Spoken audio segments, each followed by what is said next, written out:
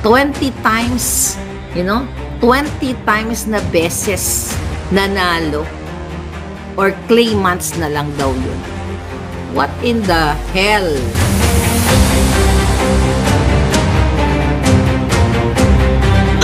Ito ang wow trending. 20 times na nanalo sa loto, bistado ni Senador Rapi Tulfo. Ito ay matapos na imbestigahan ni Senador Rapi Tulfo ang panlulokong ginagawa ng PCSO sa mga mananaya na sila lang pala ang kumukubra sa pera na premyo ng bitor na nanalo na edited lang ang muka. Ayon pa kay Senador Rapi Tulfo na yung PCSO nagbigay ho sa akin ng listahan. Ito nga po ang medyo nakakataas ng kilay. Meron doon na isang tao nanalo ng 20 times in 1 month.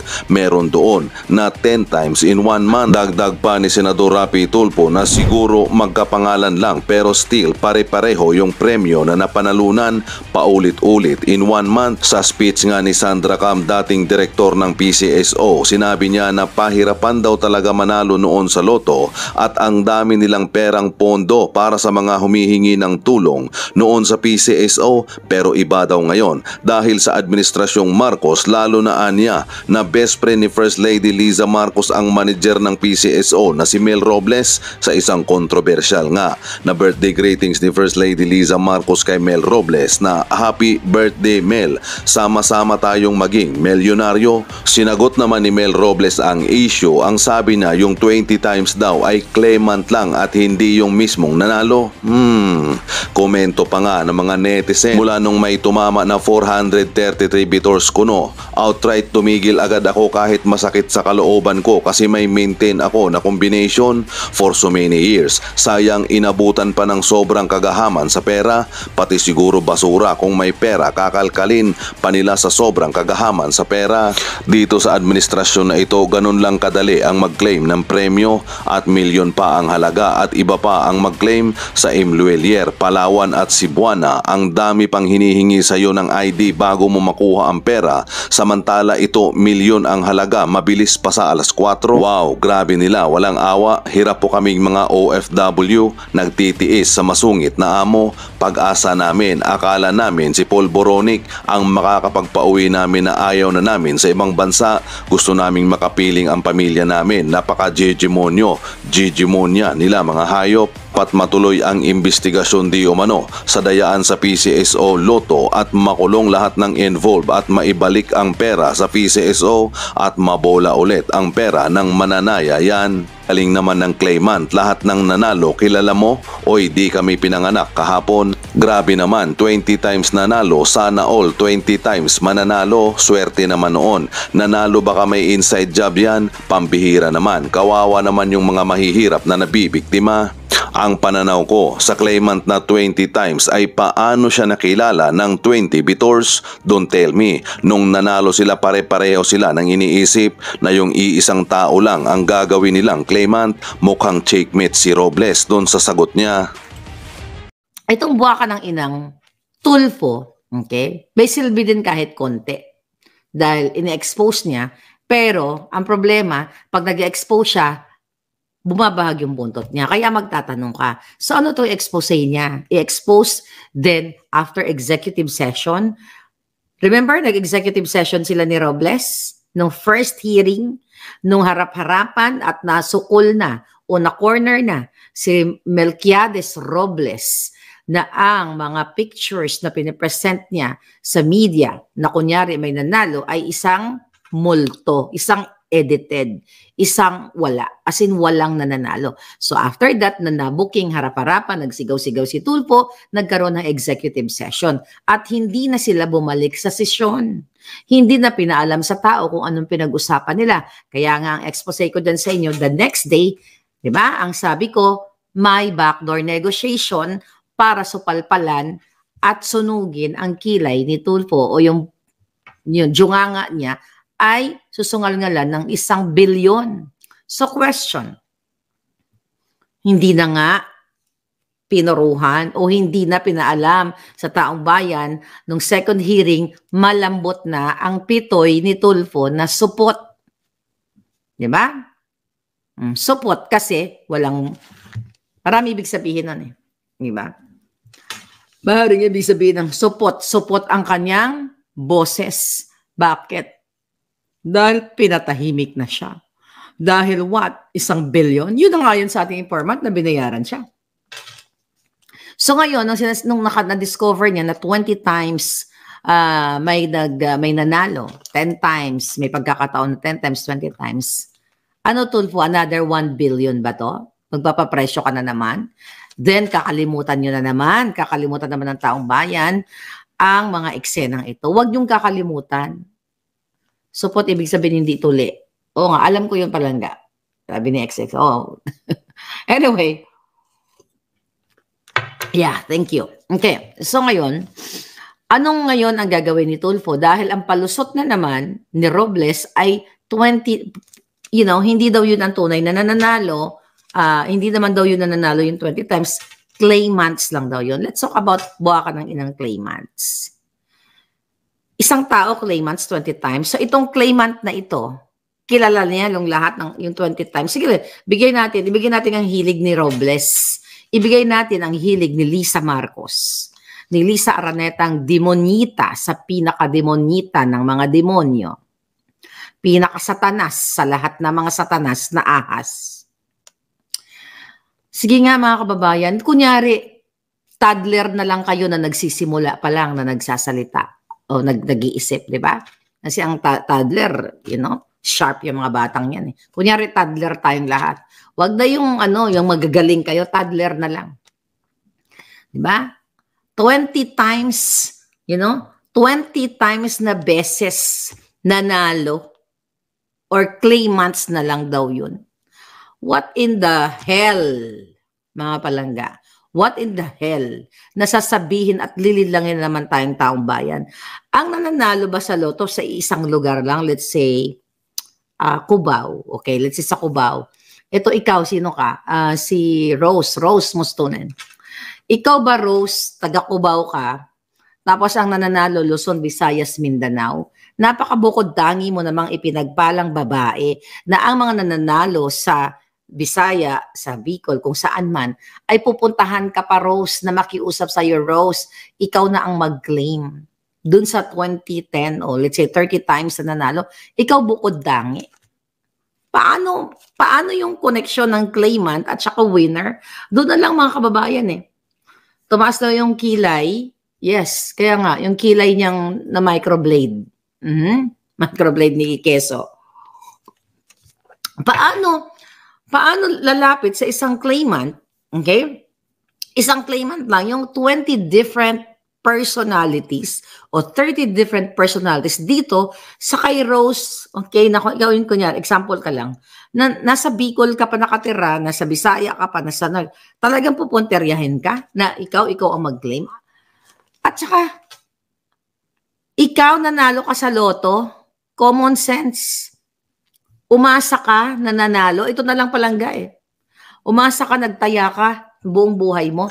Tapos ititiwala mo lang sa random person na hindi mo kakilala o hindi mo kaklose o may nag-ano lang sa'yo. Nagsabi na, yan si Rose, siya pwede ipa-claim yan. Iki-claim, hindi ba bine-verify? Hindi pwede, di ba? Hindi pwedeng ikaw ang nanalo. Sino yan? Watching from Zamboanga, si Cherry Wanderer. Cherry, ikaw ang nanalo, di ba? Hindi po pwedeng, pinipirmahan yung lotto ticket sa likod, di ba? Pipirmahan mo yan Katulad din dito, pipirma ako nanalo. Alangan naman, tanga ka na lang, ikaw ang nanalo, papipirmahan mo sa claimant na si Benjo. Bangag na bangag talaga. Ano ka? Bangag? Tama. Bangag ka? Ikaw na yung nanalo? Kausapin mo ibang tao, sige na, baka naman pwede ikaw mag-claim, ganyan-ganyan. Once na ibinigay mo ang ticket mo sa isang tao, kay Benjo o kay Juan de la Cruz, na ikaw ang nanalo, kanya na yun. Pwede niyang palabasin na sasabihin niya, akin yung ticket na yun. Wala pong ganong kabobong tao, kahit anong lahi, na nanalo ka sa loto, i-entrega mo yung ticket mo kay Kisihoda para i-claim. Ano ka, inutil, katulad ng buwakan ng inang puting na to? Ano ka, bangag? Na basta-basta mo na lang ibibigay sa isang tao na para ipaklaim yung panalo mo, matagal mong inasam-asam? Mga kababayan, religious group, religious leaders, different communities in this world, especially in the Philippines, kailangan yung lumabas. Okay? Alam ko nagpahinga ngayon ang ating mga kabataan na nag-speak up dyan. Pero hindi po ibig sabihin nun tapos na ang ating pakikipaglaban o ang pag-ere ng ating boses. Ito, malinaw na binababoy kayo ni Marcos Bangag Jr. Malinaw na tinatarantado ni Robles, ni Lisa Marcos, ang 100 million Filipinos. Syunga na lang po kayo. O sayang naman ang pinag-aralan ninyo kahit toddler lang ang I mean kahit elementarya lang ang inyong inabot, nabababuyin kayo ng gobyernong ito na paniwalain na yung 20 winners ay, legit or pinaklaim lang. Doon lang tayo iikot, mabubuang ka lang sa kaiisip eh. O gawin natin, dapat maging buang. Ay, yung mga bangag ang ating tultugon ng ilang mga utok. Tultugon ta, lalo para maging bangag, ang mga hinayupak na mga buwaka, jutang jenemes na binababoy, iniinsulto, niyuyurakan lahat ang inyong kakayahang mag-isip. Ito ba ang gustong iparating ng gobyerno? Maging syunga tayo, maging bangag, katulad nila, maniwala tayo sa kanilang paliwanag na yung 20 times na nanalo ay legit. Or ang paliwanag, ang explanation nila, claimants lang daw yun. Ikaw ba, Regina, Ishi, Siyan, si Jill, Erlinda, Johannes, pag kayo ba nanalo, maghahanap ka pa ng claimant? Nanalo ka na, putangan na, pera mo na, hahanap ka pa ng tao. Eh kung yung inuutangan ka nga di ba? Inuutangan ka ng kaibigan mo, kapitbahay mo. Diba? Hindi ka nababayaran dahil for whatever reason. Okay? Dinalobo ka. Tapos eto, hawak mo ng pera mo, ibibigay mo pa. Kahit nga sa kapatid, pinsan mo, hindi ka magtitiwala Tama? Kasi pwede kang dorobuhin kung may kapatid kang Judas, di ba? O kamag-anak mo. Pwede ka, bakit? Incapacitated ba itong mga winners? Gusto kong giyakin yung jutak ng, kung pwede mo lang giyakin yung jutak. Well, we all know na ang utak ni Mel Robles ay utak kawatan. Kahit giyakin ko yung jutak niya, mga palangga, kahit giyakin ko yung julo ng genemes niya, pag pinag-aralan ang kanilang jutak ni Lisa, makikita sa mga cells nila, ang naka-imprenta dyan, ang nakasulat, pag minicroscopic natin, ginamitan natin ng slide, yung bawat hibla ng kanilang mga jutak, mga cells nila, ang nakalagay dyan, sama-sama tayo maging milyonaryo. Nakawi natin ang pera ng bayan.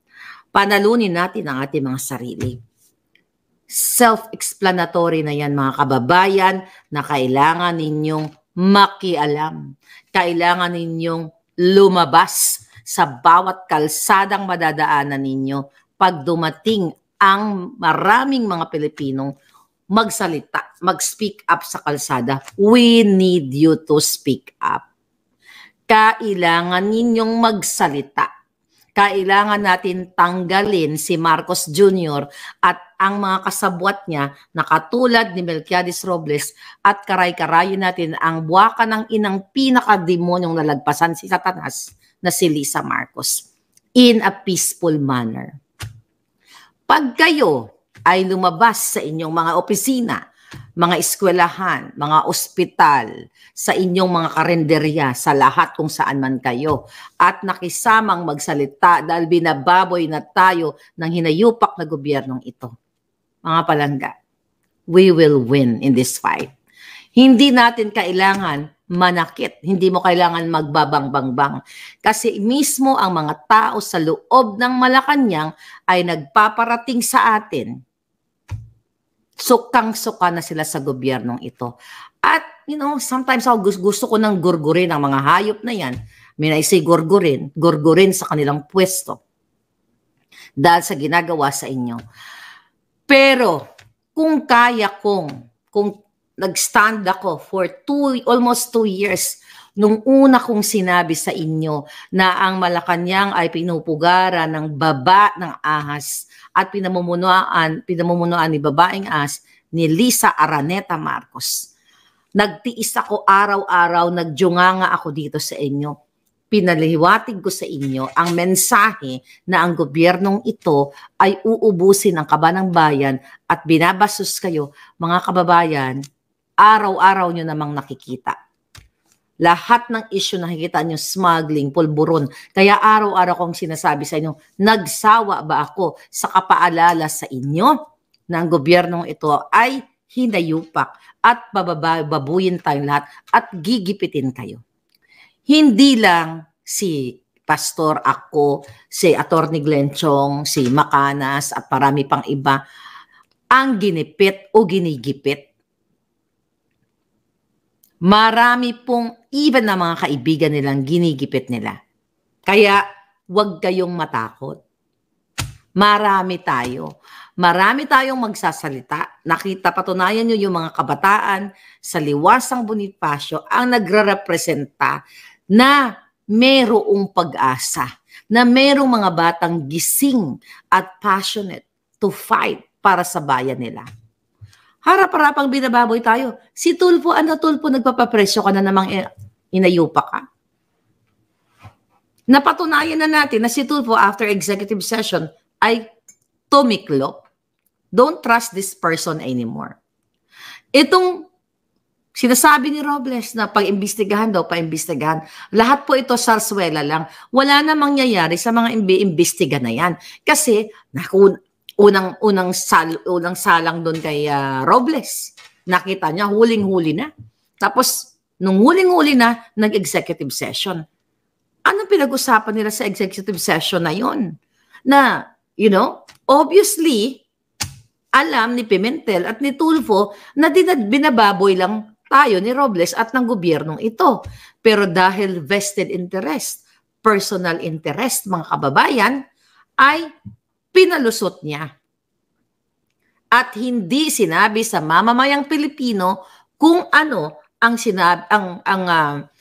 pinag-usapan doon sa executive session kasi lahat yun personal interest. Kasi usually hindi binabanggit yung pinag-uusapan sa executive session kung mayroong dapat protektahan, national security, chucho. Anong national, sige, buksan pa natin ng konti lang. Kasi bukas na yung isipan natin. Anong national security or nakakabahala na isyong pang-seguridad doon sa executive session na tungkol sa ang mga pinipresent ni Robles na mga kunwari na mga nanalo doon sa picture ay edited and there's no such as warm body na nag-claim ng lotto winning. Kasi inamin niya naman yun. Anong pag-uusapan nila doon sa loob? Anong national security ang involved doon? Wala. Ang involved doon, seguridad para protektahan ang buwaka ng inang Lisa Ahas Araneta Marcos. Lisa Ahas Araneta, Lisa Ahas Araneta, Lisa Ahas Araneta. Yan, maikulalian na ako. Ito ang punot dulo. Ito, sabi nga ni Atty. Glenn, siya ang national problem. Siya ang pinakapunot ugat ng kahirapan, ng pambababoy, hindi lang ng smuggling, ng pulburon. Kundi ito ang loto ngayon. Anong ginagawa ng kongresista ninyo? Wala. Ini-ignore itong usaping ito. Anong ginagawa dyan sa Senate? Well, nakikita nyo naman, nag-grandstanding. Pero wala silang matibay na makikita mo na they are for the truth para ipalabasin kung sino talaga ang mastermind sa lotong ito. Well, alam nyo na kung sino ang mastermind. Sinasabi ko na sa inyo, di si Marcos Jr. at si Lisa Araneta. Pero kailangan, official, dyan sa hearing o sa ombudsman o sa Commission on Audit, lahat, o kasuhan ng mga putang inan to, kakayrayan si Lisa, na mapatunayan natin dapat, kaya kasi tayo may batas kaya nga tayo may gobyerno, dalawang gobyerno supposedly, ay pumuprotekta sa kanyang sinasakupan. Ang kaya nga may nagbabayad ang mga tao ng taxes para what? Para magkaroon tayo ng better government, from infrastructure, panatilihin ang peace and order, iayusin ang mga benepisyo ng mga, government workers o, yung welfare ng taong bayan. Anong ginagawa ng mga hayop na yan? Kitang-kita nyo nang nagnanakaw. Kitang-kita nyo na imposible na magkakaroon ng 433 winners, imposibleng magkaroon ng 20 times, 30 times na mananalo ang isang tao, and imposible din na nanalo ka ay mag-hire ka ng claimant. Tanga ka ba? Ulit-ulitin ko. Bangag ka. At kahit bangag ka, mga palangga, kahit sabi mong bangag ka sa alak, araw-araw, gabi-gabi, katulad ni Lisa Ahas at katulad ni Kuting, hinding-hindi mo ipapaklaim kahit sa kapatid mo ang iyong pananalunan unless ikaw ay bedridden. Unless ikaw ay walang kakayahang maglakad papunta sa opisina ng PCSO para i-claim ang inyong panalo. Diba? Wala pong kayo ba? Nagtaya ka, kaya mong tumaya sa outlet na umasa ka, nangarap ka, manalo. Tapos pagdating na nanalo ka, maghahanap ka pa ng claimant. Kung ang mga senador o ang mga kongresista ay para sa inyo, itong butang inang issue na ito, nung 433 pa lang, ang pinanalo nilang mga hayop sila, wala na dapat si Robles yan. Hindi na dapat dumako tayo dito sa 20 times, 10 times ang nanalo, maya-maya na nanalo, hindi tayo dapat dumako. Kaso lang, this is Marcos Jr., Lisa Ahas, sponsored, protektado ni Marcos Jr. ng kanyang asawa, si Robles, dahil si Robles ay kasabwat nila sa kanilang mga black propaganda at even sa kanilang smuggling. Remember? Nung kami nila